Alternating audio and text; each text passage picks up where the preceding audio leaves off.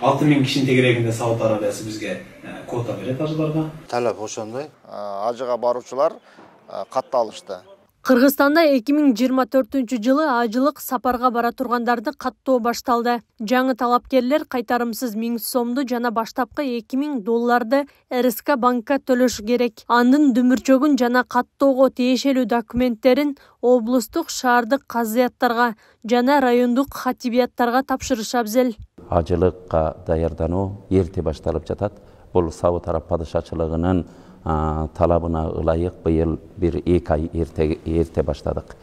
Жакында убактылуу республикалык штаб түзүлүп, биринчи отуруму болуп, бардык маселени карап чыгып туруп, ушундай жыйынтыкка келишкен. Былтыркы жылы $1000 төлөп, ажылык базада кезекте турган талапкерлер 20 ноябрга чейин калган $1000 төлөп, $2000 толуктоосу зарыл. Эгер талапкер толуктай албай калса, ажылыктын электрондук тизмесинен чыгарылат.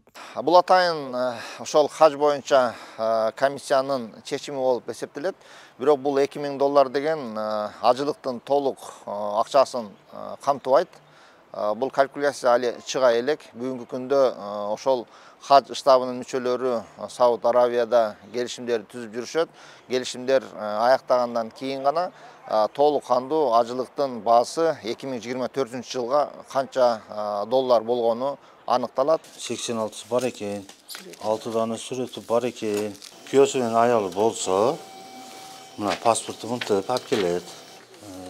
Айткат менен немени загран паспорт алып келет, анан ЗАГС керек болот. 086 үлгүсүндө медсправка, квитанция, сүрөт 6 дана, матовый болуш керек.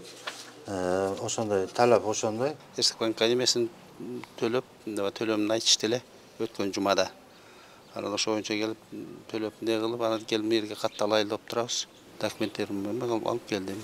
Ал эми муфтияттын маалыматына ылайык 9 ноябрь күнү кечки саат 17:00 чейин 5347 киши катталган. Эгер 20 ноябрга чейин орундар толуп калса, каттоо мөөнөтүнүн мурда токтотулары эскертилди.